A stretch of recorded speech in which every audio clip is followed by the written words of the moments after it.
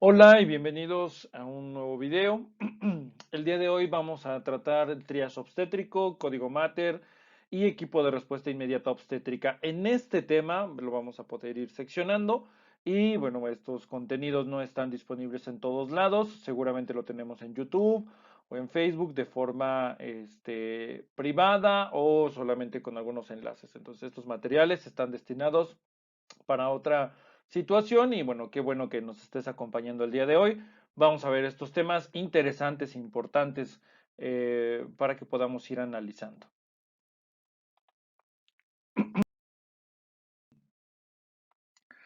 Bien, tenemos que iniciar hablando sobre la mortalidad materna, ¿sí? La mortalidad materna es un indicador internacional de países en desarrollo, es un indicador para poder traer la inversión extranjera a los países en vías de desarrollo.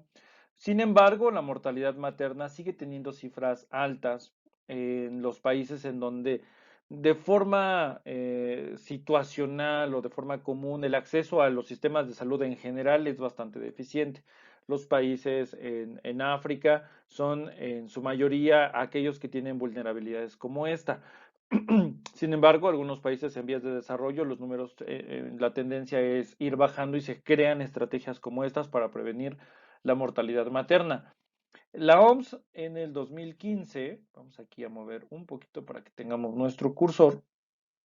La OMS en el 2015 reporta una muerte o reporta 303,000 muertes en el mundo relacionadas a complicaciones durante el embarazo, el parto y el puerperio. En México, en el 2014 ocurrieron 872 muertes maternas, 2.3 muertes maternas al día, siendo el Estado de México el que mayor cantidad de muertes maternas tiene, con un 11.4%. Y en Tlaxcala, teníamos 5 muertes maternas más o menos a mediados de septiembre, que fue el momento en el que buscamos esta estadística.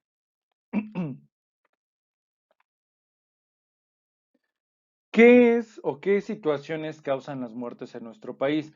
Estas muertes están muy relacionadas a las que se llevan de forma internacional. Algunas pueden intercambiar, pero en general la mayoría de las situaciones parecen tener las mismas tendencias a nivel internacional y también en nuestro país. Las causas obstétricas directas, 32.1%, enfermedad hipertensiva del embarazo, 20.5%, ahí hay un número importante. Otras causas obstétricas directas, 19.3%, las hemorragias un 14.3% y los abortos en un 9.2%. Son parte de los determinantes de forma mundial y específicamente de nuestro país. Por ahí llegan a moverse un poquito entre la enfermedad hipertensiva del embarazo y las obstétricas indirectas, pero están muy relacionadas en estas condiciones. ¿Qué vamos a tomar como una emergencia obstétrica? ¿Sí? Es la situación por la cual debemos de partir. Una emergencia obstétrica es este estado nosológico que pone en peligro la vida de la mujer durante la etapa grávido-puerperal. ¿A qué hace referencia esta condición nosológica? Que a través de la condición nosológica podemos evaluar mediante escalas las condiciones clínicas de nuestro paciente, tanto para el diagnóstico, para el tratamiento y para el pronóstico de nuestro paciente. Entonces, a través de escalas podemos determinar cuál es la gravedad que tiene nuestro paciente y entonces poder tener actuaciones inmediatas. La emergencia obstétrica se puede evaluar mediante escalas, se puede hacer en el triage obstétrico las características de nuestra paciente y entonces poder decidir si requiere la atención directa de todo un equipo que pueda dar respuesta a esta condición. Si es así, si la vida de la paciente corre peligro, sí, vamos a volver a poner aquí nuestro puntor láser. Si la vida de la paciente corre peligro, entonces requiere de un equipo multidisciplinario que pueda trabajar en conjunto. ¿Qué equipo va a poder trabajar? Tenemos el equipo de respuesta inmediato obstétrico, ¿sí? Que es el ERIO. Este equipo está conformado por un equipo multidisciplinario que es capaz de responder a diversas condiciones de emergencias obstétricas. Entonces, todo el equipo y los recursos necesarios se deben de utilizar para poder salvaguardar la integridad de este binomio. De hecho, en los triage de forma general, la paciente obstétrica es la prioridad en cada uno de ellos y está prácticamente por encima de las prioridades que pudiera tener algún otro tipo de paciente.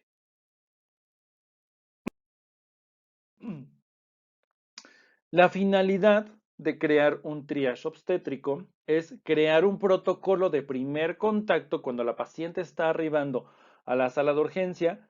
Su propósito es poderla clasificar rápidamente con base en la gravedad y la situación por la cual llega al servicio y poder preservar el binomio o algún órgano para la paciente. Esto se hace durante el embarazo, el parto y el puerperio. En todo este En todo este lapso de eventos se puede realizar el triage obstétrico porque la idea es encontrar la mejor ruta de poder iniciar la atención de nuestra paciente.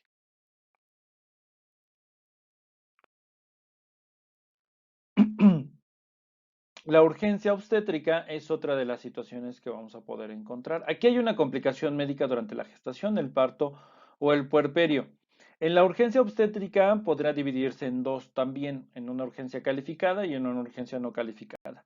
En aquella urgencia calificada requiere una atención inmediata, requiere poco tiempo de espera de la paciente para poder empezar a ser evaluada y en una urgencia no calificada puede esperar un par de minutos más mientras se busca el momento para poder hacer la evaluación de la paciente. Esto mediante ciertos criterios que estaremos viendo un poco más adelante.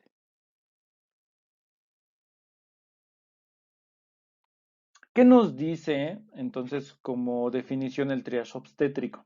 El triage obstétrico es un proceso de valoración técnico-médica rápida de las pacientes obstétricas. Es decir, necesitamos evaluar rápidamente y entonces si estamos frente a una emergencia, activar el equipo de respuesta inmediata obstétrica de forma rápida. Sí, esa es la intención de poder hacer esto, que pueda ser mucho más fácil y, la identificación de la condición mediante escalas y sistemas de escalas que permiten clasificarlas en función de su gravedad o emergencia a fin de recibir inmediata atención médica o su espera segura para recibir también la atención médica. Entonces vamos a tener la emergencia, la urgencia calificada y la urgencia no calificada. Esto se basa de tres elementos importantes. El elemento número uno va a ser la observación de la usuaria. Cómo llega la paciente, que yo puedo observar, será la primera condición. La segunda, si los datos que me ofrece la observación no son suficientes, puedo empezar a hacer un interrogatorio. Si con base en estos dos todavía no tengo información suficiente para poderla clasificar adecuadamente, entonces tomo signos vitales y estos tres elementos me ayudarán a tomar una decisión. La decisión está basada en encontrar una emergencia y si no hay una emergencia, entonces ya después poder saber si se trata de una urgencia calificada o no calificada. Entonces, la observación puede ser suficiente o alguno de estos de forma individual puede ser suficiente. Entonces, el paso número uno es la observación. ¿Sí? Ese es nuestro paso número uno. La observación, vamos a buscar, o bueno, vamos a identificar el estado de conciencia. Y en el estado de conciencia, en la observación, será cómo llega mi paciente al servicio de urgencias. La paciente llega con alteración del estado mental, la paciente llega en silla de ruedas, la paciente llega con apoyo en la deambulación a través de un familiar, la paciente cuando se encuentra en el lugar y yo me acerco a ella, ¿es consciente de mi presencia en ese momento o no lo es? Todo eso sucede en el dinamismo de la recepción de la paciente.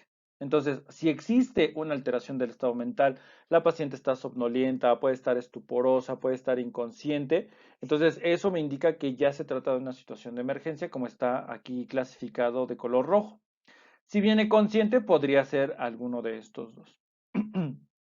El siguiente es la observación de una hemorragia. Tendría que ser una hemorragia bastante abundante, tendría que ser una hemorragia importante para que pueda ser visible desde el acceso. Nosotros podríamos observar la hemorragia de la paciente y en el caso de la presencia de la hemorragia, pues si la sangre ha sido capaz de poder empapar la ropa de la paciente en ese momento, pues sería visible y nos daría aquí el punto rápido hacia la emergencia obstétrica. Si no es visible, no significa que no se encuentre, solo que necesitamos quizás interrogar ahora a la paciente en busca de este síntoma. Después, las crisis convulsivas, la paciente llega convulsionando o no llega convulsionando, básicamente. La respiración puede tener un patrón ventilatorio alterado, dependiendo de la situación en la que se encuentre y los niveles de compensación, o podría estar normal en estos dos casos. Y el color de la piel. El color de la piel sí cambia en la consideración de las pacientes, bueno, la característica de su emergencia o de su urgencia. Si la paciente tiene una piel cianótica acompañada de alteraciones en la respiración, la cianosis es un ejemplo de baja perfusión clara para la paciente, en donde la isquemia y la lesión, bueno, en donde la lesión ya se encuentra de forma importante. Seguramente vamos a encontrar la cianosis mucho más marcada porque ya no hay suficiente cantidad de eritrocitos o hay una baja perfusión por alguna razón. Si la paciente está pálida, hablaría también de baja perfusión, pero seguramente en un nivel de compensación aún. Entonces, la paciente podría estar alterada la perfusión, pero pues nos daría unos minutos más. O la piel estaría en un tono y turgencia normal.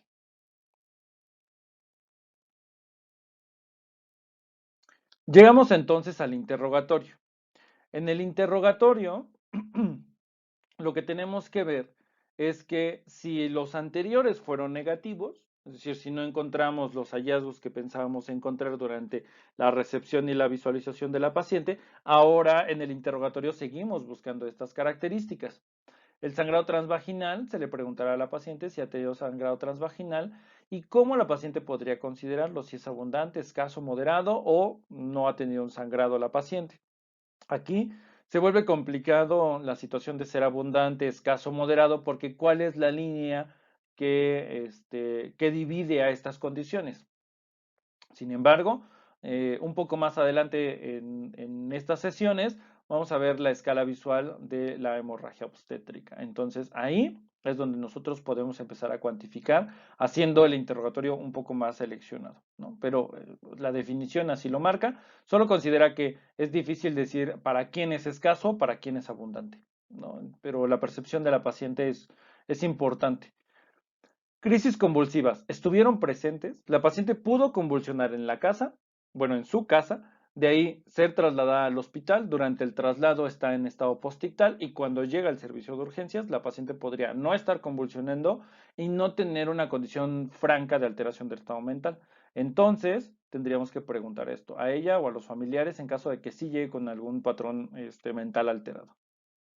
Puede presentar cefalea, ¿sí? En las situaciones de aumento de la presión arterial, también puede tener algún tipo de cefalea presente de forma pulsátil o ausentes en los apartados verdes, en las urgencias no calificadas.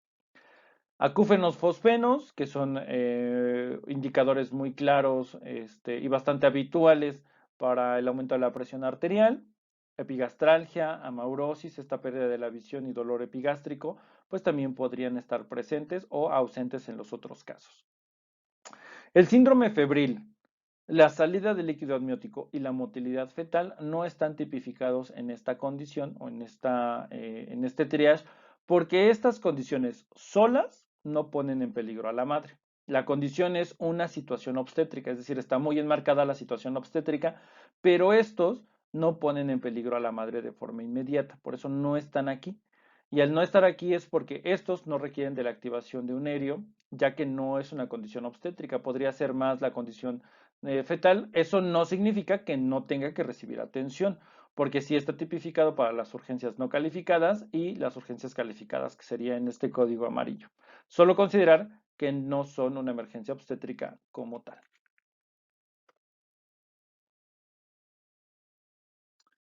Después tenemos el monitoreo de los signos vitales. En el monitoreo de los signos vitales es muy importante, ¿sí? Esa es una situación muy importante. Ya hice la visualización de la paciente y no me da suficiente información. Ya hice el interrogatorio y parece ser que el interrogatorio, algunos están presentes, algunos no están presentes. Quizás todavía durante este momento no he podido decidir si se trata de una emergencia obstétrica, si se trata de una urgencia y quizás requiera un poco más de información, entonces puedo acudir a los signos vitales. En el caso de los signos vitales, tenemos la tensión arterial, bajo dos situaciones, hipertensión y hipotensión, ¿no? Aquí podría estar relacionada a la pérdida sanguínea y aquí arriba una enfermedad hipertensiva del embarazo. Si hay hipertensión y es una emergencia, será mayor de 160 sobre 110 milímetros de mercurio. Y si hablamos de la hipotensión, menor de 89 sobre 50 milímetros de mercurio. Estos dos valores nos indicarían hipotensión e hipertensión de la paciente relacionada a una emergencia. En el caso de las urgencias calificadas, serían menor de 159 sobre 109 milímetros de mercurio, pero mayor de 131 sobre 91 milímetros de mercurio. En el caso de la presión arterial, pues tendría que estar en un rango normal, lo cual indicaría que no hay una alteración importante para la paciente. En el caso de la hipotensión, de una urgencia calificada, menor de 90 sobre 51 y mayor de 99 sobre 59. Es importante que nosotros podamos tomar la presión arterial. Quiero que veamos algo aquí. Vamos a tomar presión arterial, frecuencia cardíaca, frecuencia respiratoria y temperatura de la paciente. Estos datos fácilmente podríamos obtenerlos con un monitor de signos vitales. Sugerimos que el inicio de esta condición sea mucho más en contacto con la paciente, es decir, un esfinjomano, un baumanómetro y un estetoscopio para poder hacer el monitoreo de la presión arterial y poder evaluar los signos vitales. El monitoreo a través de un monitor de signos vitales de forma dinámica es importante, pero el arribo de la paciente, la prioridad será obtener estos valores de forma inmediata. Entonces, muchas veces dejamos todo a la biotecnología y nos ayuda mucho, pero no vienen a reemplazar nuestra capacidad de actividad directa con el paciente. Entonces, es importante escuchar esos ruidos de Korofkov, es importante escuchar esas condiciones y entonces extrapolarlas a con la condición clínica, porque me va a dar la frecuencia, pero el escuchar los ruidos es importante. La frecuencia cardíaca, menor de 45, mayor de 125 latidos por minuto, en el caso de una emergencia, y en el caso de una urgencia calificada, menor de 80, bueno, entre 80 y 100 latidos por minuto, y mayor de 50 a 60 latidos por minuto, o un rango normal. Y tenemos el índice de choque. El índice de choque estará relacionado a la baja perfusión que la paciente va a tener por las condiciones que pudiera llegar a presentar. Puede tener una sepsis, puede tener un estado de choque hipovolémico, que sería la situación más frecuente. Y entonces el índice de choque tiene un valor menor de 0.07 es un índice de choque negativo y mayor a 0.7 es un índice de choque positivo.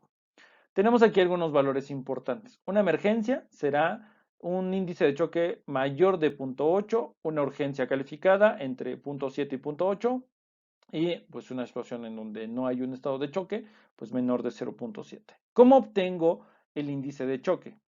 Lo obtengo con la frecuencia cardíaca entre la presión arterial sistólica. ¿Qué sugerencia podemos darles aquí? De repente podríamos olvidar el factor numérico. Una forma de recordarlo fácilmente es que la frecuencia cardíaca es mayor que la presión arterial sistólica. Eso ya me está dando un signo positivo de un índice de choque, ¿no? Bueno, un índice de choque positivo. La frecuencia respiratoria menor de 16 o mayor de 20 respiraciones por minuto o unas condiciones normales en las alteraciones. Aquí el patrón ventilatorio podría estar alterado en alguna otra característica. La temperatura menor de 35 grados centígrados, aquí estaría perdiendo quizás mucha sangre, lo cual no permite que la temperatura corporal se pueda mantener, o mayor de 39 grados centígrados, lo cual indicaría algún proceso infeccioso o alguna característica para la paciente. Temperaturas de entre 37.5 a 38.9 para las urgencias calificadas y en este caso menor de 35 grados centígrados y mayor de 35 y menor de 37.5 grados centígrados. Aquí no se ve por la cámara, pero bueno, de este lado estaría ese valor.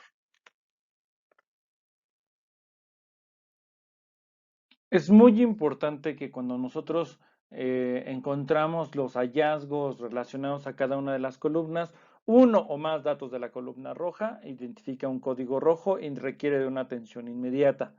Si no tenemos ningún dato de la columna roja y tenemos datos de la columna amarilla, entonces eso indicaría un código amarillo el cual requiere una atención en no más de 15 minutos. Y si tenemos datos solamente de la columna verde, esto requiere una atención en no más de 30 minutos.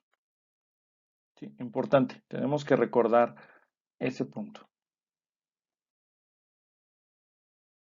Bien, queremos que ustedes puedan ir generando respuestas sobre la plataforma que estemos utilizando para presentar este video, para poder analizar las características de algunos casos. Entonces, vamos a ver nuestro primer caso. Ustedes deberán de ir pausando el video para ir comentando y diciendo qué situación está presente y a su vez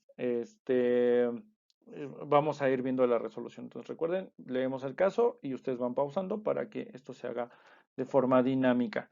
Tenemos paciente femenino, 30 años de edad, con 26 semanas de gestación, una TA de 160 sobre 110 milímetros de mercurio, somnolienta, sin dificultad respiratoria.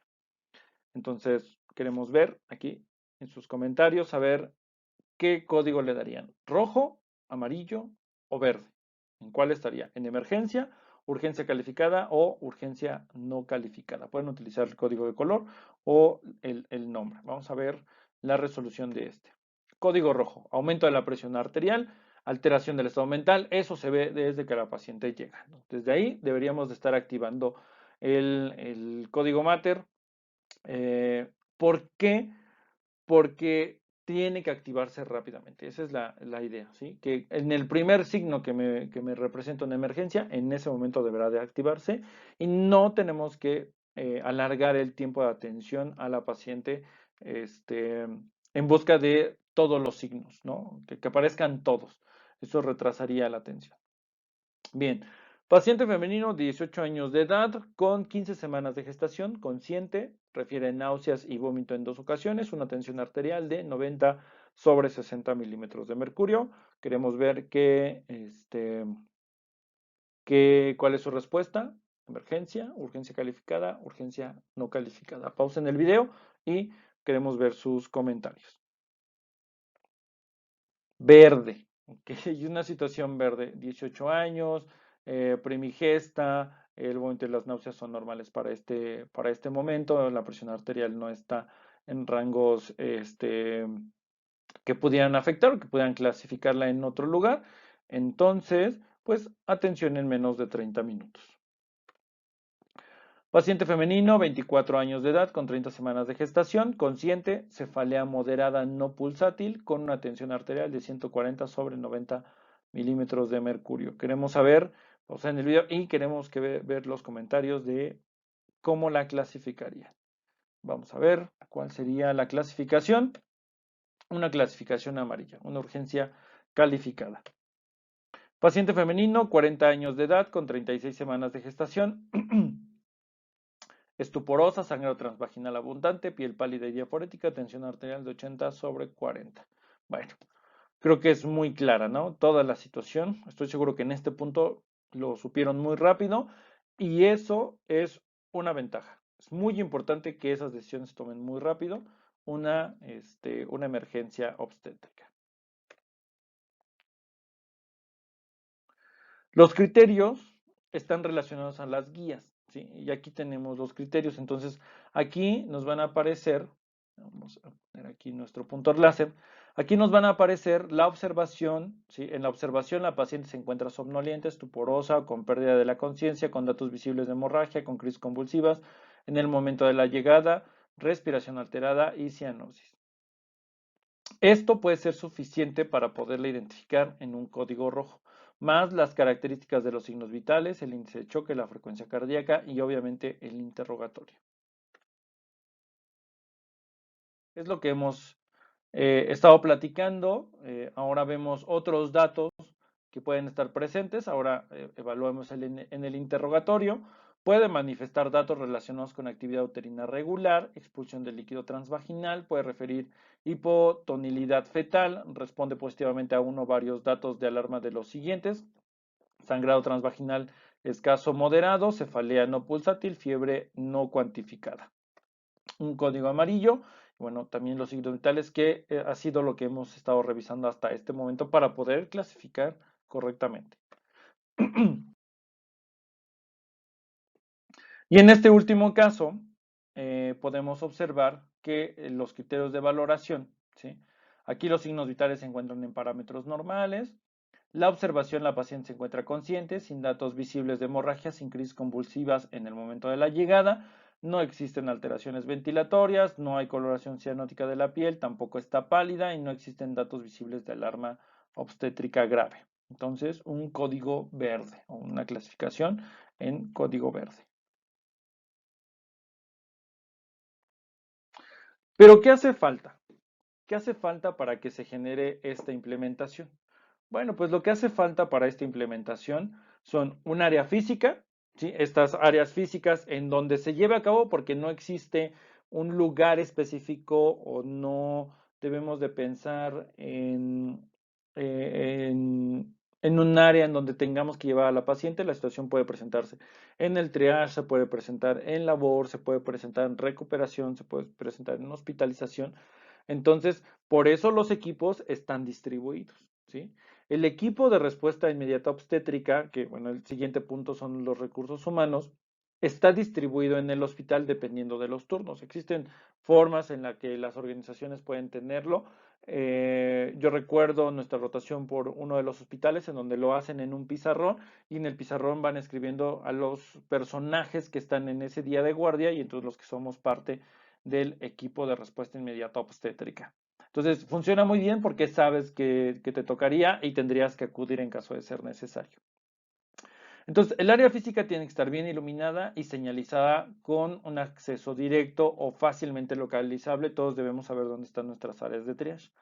En los recursos humanos son un equipo multidisciplinario, ¿sí? Aquí no están mencionados todos, desde licenciados en enfermería, licenciados en enfermería obstetricia, enfermería perinatal, médicos generales, ginecólogos, intensivistas, cirujanos, anestesiólogos, camilleros. Bueno, la lista es de todo un equipo, los vigilantes, trabajo social, bueno, en fin. No quisiera dejar a ninguno fuera, ahorita en este pequeño de recopilar a los integrantes, porque todos tienen funciones importantes, ¿no? La gente del laboratorio también nos ayuda mucho en estas actividades. Entonces, son los recursos que se tienen en ese momento.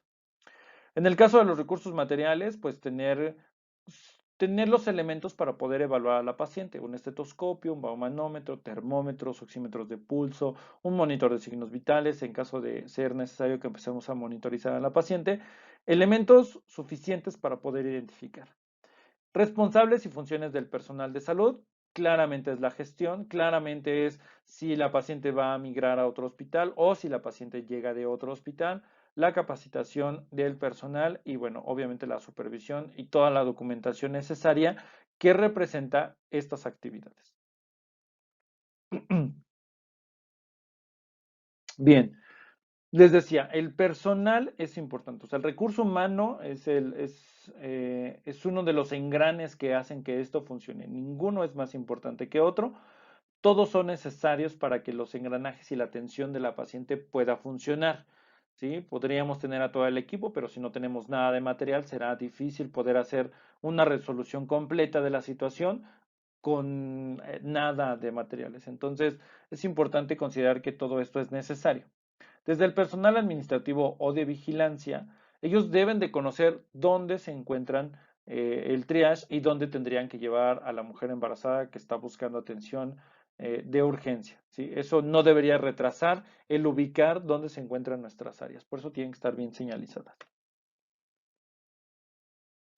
El encargado de triage, pues es hacer todas las actividades que estuvimos platicando hasta este momento, la evaluación, el interrogatorio, bueno, la evaluación visual, el interrogatorio y la toma de signos vitales para poder tomar una decisión bajo las características que está encontrando. El personal camillero, nuestros compañeros camilleros que nos ayudan al traslado de los pacientes de un lugar a otro, dependiendo de dónde se resuelven las condiciones o cuál es el siguiente área que se hará cargo de darle continuidad a la atención de nuestra paciente. Entonces, tenemos aquí una pequeña analogía sobre la situación. El código rojo es la identificación de esta emergencia obstétrica, ¿sí? El encargado del triage se da cuenta que está frente a una emergencia obstétrica y entonces su llamado será el código oro o la activación de este proceso, ¿sí? Como si lo fuéramos viendo en secuencia. Hace el proceso de llamado y activa a quien, al equipo de respuesta inmediata obstétrica para que llegue y genere una atención directa sobre la paciente. El hecho de que se genere esta activación no significa que no se empiece a atender a la paciente. La paciente tiene que ser atendida con el manejo del ABC de la paciente. Sin embargo, en la hemorragia obstétrica, por ejemplo, se puede sugerir una alternativa que es XABC. La X hace referencia a la contención de la hemorragia, ¿sí? Todos los eritrocitos cuentan y la contención oportuna de la hemorragia puede salvar la vida de la paciente, ya que tenemos eritrocitos que puedan poder seguir transportando oxígeno y van a tratar de mantener las tasas metabólicas de la paciente. Entonces, la contención de la hemorragia y el ABC de la paciente, en ese caso específico, podría estarse generando de esa manera. De ahí, el ABC de la paciente es una consideración importante. También queremos decirles que de repente podríamos encontrarnos en escenarios en donde todavía no es muy clara cuál es la situación de mi paciente, ¿sí? Todavía no he logrado visualizar qué está sucediendo con mi paciente y entonces no decido actuar todavía. Si activo o no activo, no subestimen los datos que están encontrando. Lo peor que puede pasar es activar el equipo, que llegue el equipo y se pueda decidir que no es una emergencia y regresemos a nuestros lugares, que minimizar las características. No debemos de minimizar los hallazgos que tengamos o no debemos de minimizar las características ya clínicas que nos está presentando nuestra paciente, ¿sí? Importante, ahí un buen tip. Muy bien, aquí muy importante, ¿cómo se lleva este proceso de la activación? Pues bueno, tenemos aquí nuestro inicio, vamos, permítanme poner nuestro punto listo. Y tenemos que se solicita la atención. Se solicita la atención de nuestro paciente o de nuestra paciente. Se genera o se identifica rápidamente la emergencia, se activa el código Mater y bueno, se espera la llegada del Herio para que pueda empezar a generar las intervenciones. Si la condición en ese momento visual no es suficiente para considerar una emergencia, entonces no sería una emergencia y completamos nuestra evaluación en el triage. Es decir, desde que llega todavía no tengo información suficiente. De ahí puede derivar en las tres condiciones. Si es rojo, activación del código Mater y aéreo.